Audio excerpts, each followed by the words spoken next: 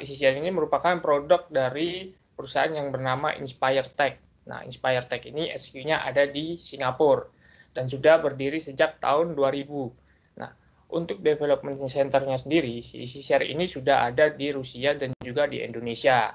Nah, EasyShare sendiri itu apa sih? Nah, EasyShare ini adalah software yang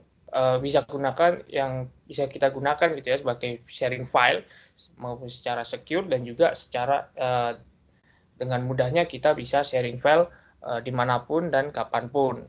Nah, mungkin gambaran sehari-harinya Bapak Ibu di sini mungkin ada yang menggunakan Google Drive atau Dropbox atau OneDrive. Ya, untuk isi share ini kurang lebih sama dengan platform-platform tersebut. Tapi bedanya kalau kita menggunakan isi share, kita bisa manage dari sisi back-end-nya sampai dengan datanya. Jadi Bapak Ibu punya fully control, beda dengan ketika Bapak Ibu menggunakan Google Drive dan juga OneDrive. Begitu. Oke, kita lanjut. Nah, why does EasyShare matter? Jadi yang pertama, EasyShare ini memang dikhususkan untuk enterprise solution file sharing. Jadi EasyShare bisa membantu Bapak Ibu dalam company-nya gitu ya, melakukan management file, sharing file, maupun itu mengatur bagaimana file itu diakses, itu kita bisa atur secara aman. Jadi baik itu user aksesnya atau filenya, itu nggak ada yang namanya data yang udah nggak integrity gitu ya. Jadi datanya tetap terjaga integritasnya dan juga availability-nya. Nah, yang kedua, EasyShare ini dia menawarkan user interface yang simple. Jadi untuk EasyShare sendiri ini tampilannya kalau Bapak Ibu sudah familiar dengan Windows OS gitu ya, dengan Windows Environment, nah Bapak Ibu bisa lebih familiar menggunakan manajemen EasyShare ini karena untuk tampilannya itu mirip banget gitu. Oke, kita lanjut. Nah, untuk fokus dari EasyShare itu ada 3. Nah, yang pertama, EasyShare membantu Bapak Ibu dalam melakukan pengamanan dan kemudian dari kontrol file, dan juga yang ketiga, bagaimana Bapak Ibu bisa mendapatkan visibility terhadap semua file sharing yang sudah Bapak Ibu buat di EasyShare. Nah, untuk detailnya seperti apa 3 poin tersebut, nanti akan saya jelaskan di slide berikutnya. Oke, kita lanjut ya. Oke, sebelum masuk ke 3 poin tersebut, kita saya tunjukkan dulu untuk overview use case-nya. Jadi beberapa use case yang menjadi landasan untuk berdirinya EasyShare ini adalah yang pertama modernization infrastruktur, yang dimana semakin tahun dan semakin hari gitu ya, semakin kesini infrastruktur itu sudah semakin canggih dan begitu pun juga IT security. Nah, walaupun IT security itu semakin canggih gitu ya, bukan berarti hingga sampai hari ini nggak ada yang namanya riskan ataupun nggak ada vulnerability, nggak ada celah di dalam server ataupun dalam server file sharing gitu ya. Jadi nggak sampai saat ini masih banyak sekali ditemukan berbagai macam ancaman. Nah, dengan isi share ini kita sudah perusahaan sudah direkomendasikan untuk meninggalkan yang namanya file sharing menggunakan USB, karena seperti yang Bapak Ibu tahu sendiri gitu ya, untuk file sharing menggunakan USB itu kadang kita kalau dapat file dari temen gitu ya yang di filenya dimasukin dalam USB, nah dari laptopnya dia, kita kan nggak tahu tuh apakah memang filenya benar-benar bersih atau memang USB tersebut sudah terjangkit virus dari laptopnya si rekan kita. Nah, dari situ bahayanya yang mungkin paling sering kita jumpai gitu ya. Nah, kemudian yang kedua, untuk SMB sendiri hingga sampai hari ini, SMB ini termasuk file sharing yang sudah masuk ke kategori security high risk, yang dimana SMB ini sudah cukup berbahaya gitu ya. Mungkin Bapak Ibu waktu itu 2018 pernah dengar berita gempar gitu ya tentang ransomware WannaCry yang melakukan encrypt terhadap komputernya Bapak Ibu atau customer gitu ya. Nah, di situ dengan terjangkitnya WannaCry, kita kan nggak bisa pakai PC-nya tuh. Nah, dari beberapa sumber meliput WannaCry ini disusupkan melalui SMB protokol. Jadi untuk kedepannya, dari Windows sendiri pun juga mengakui bahwa SMB ini nggak akan dikembangkan lagi. Nah, di sini EasyShare menjawab penggantian SMB tersebut dengan protokol HTTPS. Begitu untuk protokol yang lebih amannya, easyshare udah nggak yang namanya pakai SMP lagi. Nah, kemudian fitur-fitur apa aja sih yang ditawarkan oleh easyshare untuk membantu visibility yang lebih baik, dan kemudian dari segi kontrol juga lebih baik, yaitu yang pertama ada large file transfer, dan yang kedua ada secure collaboration, dan yang terakhir smart sync and backup. Nah, ketiga poin tersebut apa aja akan saya jelaskan di slide selanjutnya. Oke, kita lanjut ya. Oke, yang pertama yaitu fitur large file transfer-nya. Jadi mungkin Bapak Ibu di sini ada yang pernah merasakan gitu ya, yang namanya kehilangan data ataupun korup data, itu kan nggak enak banget gitu ya. Dan kemudian atau mungkin Bapak Ibu juga pernah merasakan mau sharing files tapi kok susah gitu ya kalau nggak dalam lokasi yang sama. Mungkin Bapak Ibu mungkin pernah mengakali dengan cara kirim email aja lah, tapi ternyata pas kita kirim email ada batasan untuk upload filesnya. Jadi contohnya kita misal upload filesnya atau sharingnya menggunakan Google Mail, itu ada limitnya kalau nggak salah sekitar 25 mega ya. Jadi situ Bapak Ibu nggak bisa sharing file lebih dari 25 mega. Nah, di sini easyshare menjawab problematika tersebut. Yang pertama, Bapak Ibu bisa mendapatkan complete audit dan visibility. Nah, itu seperti apa? Jadi Bapak Ibu bisa nih dapat notifikasi ketika kita sharing files, kemudian rekan kita melakukan download terhadap file tersebut. Jadi kita bisa tahu nih, oh ternyata file yang kita sharing ini udah di-download dengan orang yang tepat. Nah, kita juga bisa tahu kalau misalkan file yang udah kita share itu ternyata bukan untuk dia, tapi dia bisa download. Nah, dari situ kita bisa mencegahnya. Nah, kemudian yang kedua, Bapak Ibu juga bisa mendapatkan complete audit history. Jadi misalkan untuk setiap file yang sudah di-upload gitu ya, yang sudah di-download juga dari easyshare server, Bapak Ibu bisa mendapatkan auditnya. Jadi mungkin Bapak Ibu di company-nya ada rules gitu ya, setiap bulan harus ada audit untuk files-files ini larinya kemana, dan yang akses siapa saja, dan kemudian untuk file upload juga begitu, di-upload kemana dan di-sharing ke siapa, itu Bapak Ibu bisa mendapatkan auditnya secara lengkap. Nah, yang kedua, ini lebih ke Bapak Ibu yang sudah menggunakan Outlook Mail. Jadi kalau misalkan Bapak Ibu di company-nya menggunakan email yang menggunakan Outlook, nah Bapak Ibu bisa mengatur untuk security level dalam attachment-nya. Jadi misalkan Bapak Ibu mau berbagi file melalui Outlook, nah file yang sudah Bapak Ibu attach yang diambil dari easyshare server itu bisa di-adjust security-nya. Jadi untuk file yang Bapak Ibu kirim dalam email, itu siapa aja yang mau akses, itu kita bisa setting di situnya.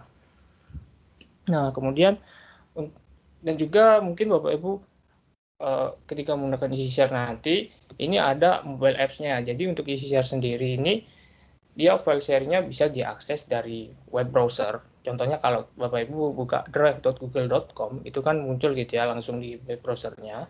Nah, kemudian juga ada di desktop-nya. Jadi Bapak Ibu bisa install Engine application di laptop-nya.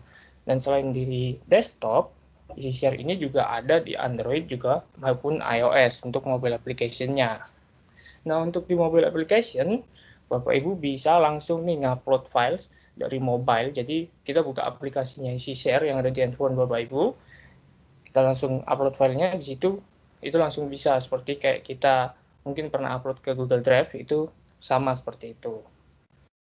Nah, kemudian yang poin ketiganya yaitu untuk easyshare ini, dia file sharingnya udah aman karena dia sudah menggunakan 256 bit encryption AES, dan kemudian untuk authentication-nya easyshare ini sudah menggunakan two factor authentication. Jadi user yang akses itu udah lebih secure gitu ya, nggak perlu ragu untuk menggunakan easyshare ini. Oke, kita lanjut. Untuk di fitur keduanya yaitu secure collaboration.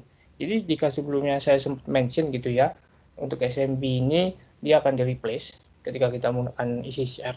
Jadi maksudnya dari no SMB connection, ya seperti yang kita tahu bahwa SMB itu sudah high risk, dan untuk easyshare ini dia menggantikan protokol tersebut dengan HTTPS. Nah, selain HTTPS, easyshare ini juga bisa mendukung protokol WebDAV. Selain menggantikan protokol, si easy share ini juga bisa dijadikan sebagai storage connector. Jadi kalau Bapak Ibu punya storage existing atau ingin ada pengadaan storage gitu ya, mau storage apapun itu, nah si easy share ini bisa dikoneksikan dengan berbagai macam storage server untuk penyimpanan datanya. Nah, kemudian untuk di point simplified UI-nya, jadi mungkin tadi saya sempat bilang juga sedikit gitu ya, bahwa untuk easy share ini akan lebih familiar bagi Bapak Ibu yang setiap harinya sudah menggunakan Windows environment. Jadi untuk tampilannya itu sudah mirip banget kayak Windows Explorer. Jadi ketika untuk manajemennya, auditnya, kemudian monitoringnya, Bapak Ibu nggak perlu terlalu bingung menggunakan easy share ini.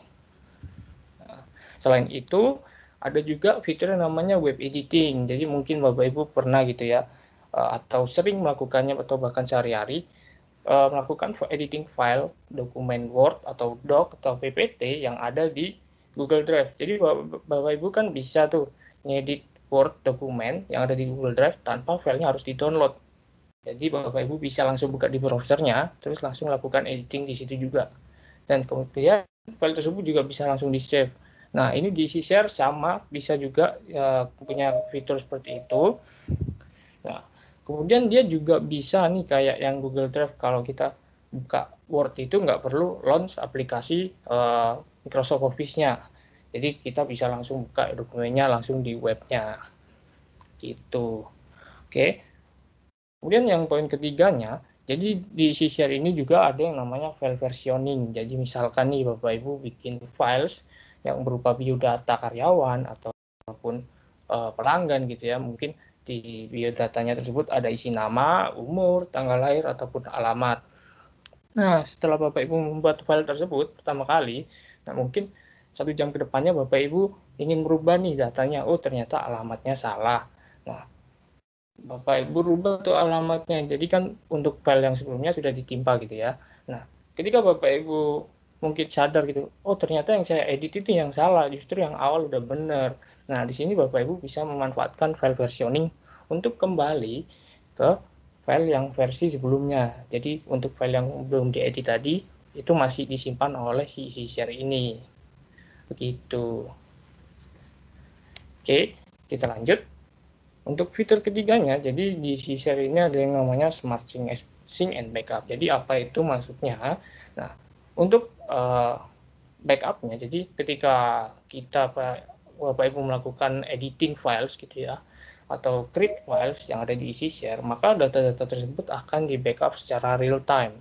Jadi tanpa delay, ketika Bapak Ibu sudah commit si file tersebut, itu akan langsung disinkronisasikan dengan server share. Nah, kemudian juga untuk dokumen-dokumen yang udah kita edit gitu ya, yang jika sebelumnya kita create file, nah kemudian ini ketika kita edit di servernya, itu juga kesinkronisasi di sisi endpoint kita. Jadi nggak ada delay atau inconsistent data dari segi server dan juga endpoint Bapak Ibu. Begitu. Nah, yang kedua, share ini bisa membantu dalam segi mengurangi penggunaan bandwidth. Nah, gimana caranya? Jadi ada fitur yang namanya Delta Sync. Nah, Delta Sync ini adalah salah satu fitur terbarunya si share, di mana dia bisa melakukan selective sync, yang hanya melakukan upload terhadap data yang dirubah saja. Jadi contohnya nih, ketika Bapak sebelumnya saya kasih contoh juga, Bapak Ibu melakukan membuat file terkait biodata karyawan gitu ya. Terus ada dalam data tersebut isinya itu nama, terus jenis kelamin, umur, tanggal lahir, dan juga alamat. Nah, setelah data itu di-write, maka data tersebut akan dimasukkan secara full capacity-nya ke isi share. Jadi misalkan data tersebut ukurannya 5 mega, Bapak Ibu akan upload file tersebut dalam ukuran 5 mega. Nah, kedepannya, jika Bapak Ibu ada melakukan editing gitu ya dalam file tersebut, mungkin diganti umurnya saja dari 25 ke 28 atau ke 26 gitu ya. Nah, di situ kan kita hanya melakukan editing terhadap 2 angka saja. Nah, di sini Delta Sync membantu kita untuk lebih menghemat bandwidth-nya dari mananya gitu ya. Nah, jadi untuk yang diupload si share ini hanya terhadap perubahannya saja. Jadi misalkan sebelumnya Bapak Ibu mengganti hanya angka 25 ke 26, maka angka tersebut saja yang diupload ke server EasyShare. Jadi untuk penggunaan bandwidth itu jauh lebih hemat. Begitu. Nah, kemudian untuk recovery-nya, jadi misalkan ada kejadian yang nggak diinginkan gitu ya terhadap endpoint Bapak Ibu, misal itu PC-nya nge-crash atau nge-hang gitu ya, terus Bapak Ibu belum nge-save datanya, atau kemudian ada kejadian notebook-nya hilang, laptop-nya hilang, itu Bapak Ibu nggak perlu khawatir, karena di EasyShare ini kita bisa melakukan yang namanya recovery atau backdown files-nya. Jadi sebelumnya kan untuk backupnya EasyShare ini sudah real time gitu ya. Jadi untuk backupnya seharusnya tidak ada inconsistent data. Gitu.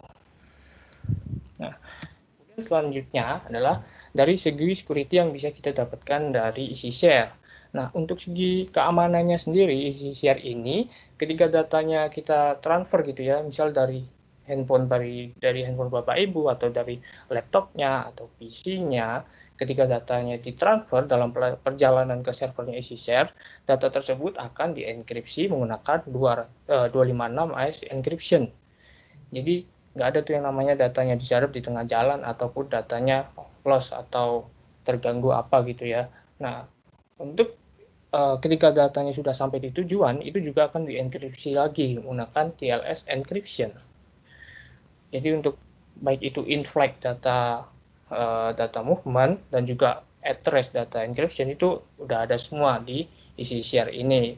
Dan selain itu, EasyShare juga sudah mengantongi compliance MTCS, yaitu multi-tier cloud solution. Jadi kita sebagai info juga, EasyShare ini bisa Bapak Ibu deploy di environment cloud. Jadi dia biasa kan ada company yang meragukan tentang keamanan suatu application kalau kita aksesnya dari cloud gitu ya. Nah, untuk EasyShare ini dia udah comply dengan certified-nya. Dan kemudian dia juga udah comply dengan ISO 27001. Nah, kemudian untuk deployment-nya, nah, jika sebelumnya saya sudah sempat mention si EasyShare ini bisa di-deploy di cloud, nah, EasyShare ini dia juga bisa di-deploy sebagai on-premise. Jadi kita bisa deploy dari segi back-end sampai dengan storage-nya itu di fully on-premise, dan kemudian juga ada yang di cloud dan juga hybrid. Untuk detailnya seperti apa akan saya jelaskan di slide selanjutnya. Oke, kita lanjut ya. Nah, kemudian visibility apa aja sih yang bisa kita dapatkan dari EasyShare ini? Nah, yang pertama yang pasti Bapak Ibu bisa melakukan monitoring secara lengkap atas activity-activity yang dilakukan oleh user-user yang mengakses file dalam EasyShare server. Jadi, misalkan Bapak Ibu ingin memantau dari setiap karyawan A, karyawan B, C, D, E, itu dia download file apa aja dari EasyShare servernya, dan apa aja file yang diedit, kemudian di-upload ke EasyShare server, itu Bapak Ibu bisa memonitorinya. Nah, selain memonitoring user, Bapak Ibu juga, misalkan Bapak Ibu sebagai administrator gitu ya di company-nya, Bapak Ibu bisa juga memantau untuk setiap admin tenant yang ada di EasyShare-nya. Jadi misalkan ada company A, company B itu ada masing-masing adminnya. Nah, itu Bapak Ibu bisa juga monitoring dari kegiatan si adminnya ini. Nah, itu. Jadi kemudian ada juga untuk audit log-nya. Jadi sebelumnya saya sudah mention dikit juga ya. Untuk auditnya ini Bapak Ibu bisa dapatkan secara lengkap. Dan kemudian juga ada ekspornya reportnya yang bisa kita ekspor untuk sebagai laporan audit gitu ya. Selanjutnya di poin ketiga adalah dari segi control files, apa aja yang bisa kita dapatkan dari EasyShare, yaitu yang pertama kita bisa apply policy di level company dan juga level group atau level user. Nah, gimana itu maksudnya? Jadi kita bisa menerapkan nih untuk akses filenya. Jadi misalkan file A hanya boleh diakses oleh divisi security atau file B hanya boleh diakses dari divisi keuangan. Nah, itu kita bisa terapkan per divisi. Ataupun juga kita ataupun Bapak Ibu juga pengen nih apply di sisi per karyawan, itu juga bisa, atau per user jadinya ya. Nah, selain per user, Easy Share juga bisa menerapkan policy per tenant. Jadi ada company A. Jadi kalau misalkan company-nya Bapak Ibu itu punya anak perusahaan gitu ya, katakanlah ada 3 anak perusahaan, Bapak Ibu bisa apply policy yang berbeda-beda setiap anak perusahaan ini. Nah, selain itu, Bapak Ibu juga bisa tentunya memanage akunnya si user ini. Dia punya permission buat akses ke folder kemana aja, dan kemudian file mana aja gitu ya. Nah, kemudian dia permisinya bisa apa? Apakah user tersebut bisa melakukan read terhadap file dan juga kemudian melakukan write terhadap file. Nah, itu kita bisa setting di share-nya ini. Nah, yang terakhir, ketika ada yang namanya human error gitu ya, atau misalkan kita lagi sharing ke rekan kerja kita, ternyata rekan kerja kita nggak sengaja gitu ya ngedelete file tersebut dari file servernya. Nah, Bapak Ibu nggak perlu khawatir, setiap file yang di-delete dari isi share server itu nggak akan langsung di-delete gitu ya, nggak akan langsung hilang. Jadi si administratornya masih bisa mengembalikan file tersebut dari recycle bin-nya. Jadi kalau contohnya Bapak Ibu punya atau pernah contohnya Bapak Ibu menghapus file aja ya dari Windows, itu masih bisa dikembalikan gitu ya dari recycle bin-nya. Nah, itu kurang lebih seperti itu. Oke, kita lanjut ya. Nah, ini kan sebelumnya saya sudah sebutkan gitu ya, untuk isi share ini bisa di-deploy di mana aja. Nah, kali ini saya akan bahas lebih detailnya. Nah, jadi isi share ini kita bisa deploy yang pertama yang pasti di on-premise gitu ya. Jadi kita baik mau deploy si aplikasi servernya, kemudian kita deploy di server, server hypervisor atau langsung di bare metal gitu ya. Nah, kemudian untuk storage-nya kita bisa fully on-premise. Nah, selain itu, isi share ini juga bisa di-deploy di cloud.